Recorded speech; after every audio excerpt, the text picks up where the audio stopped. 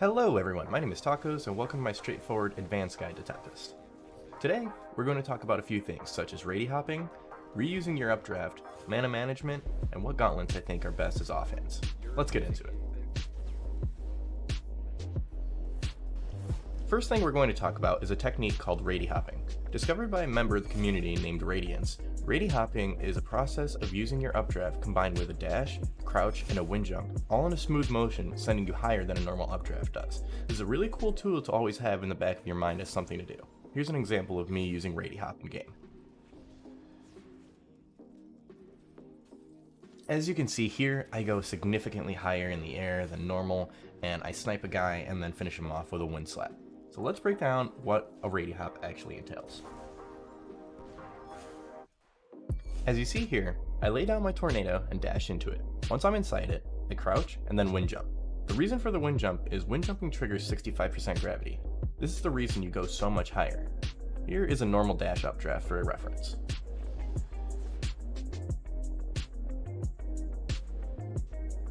Not only is rady hopping good for high ground and getting free snipes on enemies, it's also great as a surveillance tool to look for nearby enemies.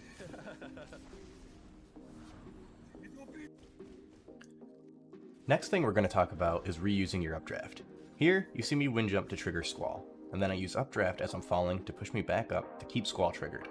As I ascend, I'm pressing S key to put myself behind my tornado again, allowing me to reuse it with a rady hop.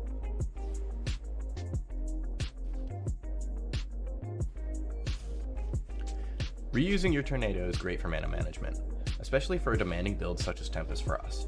As you see here, I run out of mana, but recover by reusing my updraft after recharging mana during the first updraft. Reusing your tornado isn't the only form of mana management. A correctly timed use of your rune can also keep you in the air while recharging mana to keep Squall triggered. Mixing an updraft in there while you don't have a rune charge helps with this as well.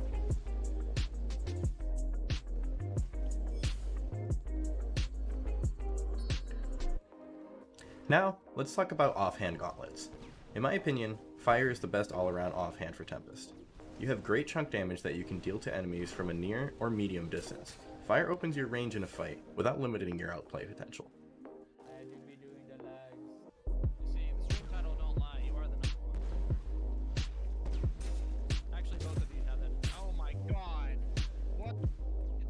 My personal favorite offhand with Tempest is Toxic.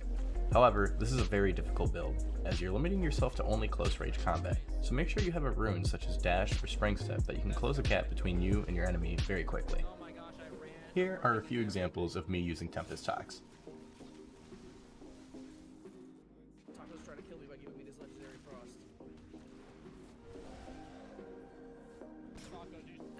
While Frost is going to give you the most damage out of all of these gauntlets, it is arguably the most difficult to use on Tempest, as Frost spell has a high mana cost, as well as needing to use mana for movement with Tempest. Not impossible, just very difficult and will take some time for you to learn.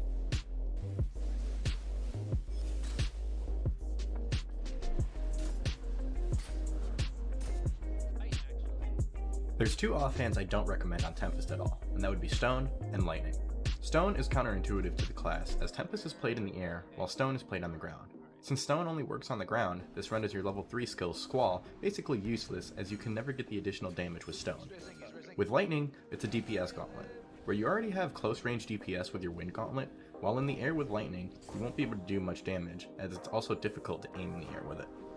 While you can play whatever gauntlets you like, these two gauntlets bring down the potential of Tempest significantly. That's it for my advanced guide on Tempest. I hope this video helped you, and if it did, I'd greatly appreciate if you left a like, as well as subscribe if you want to see more from me. Good luck, have fun, and I'll see you in the HoloLens.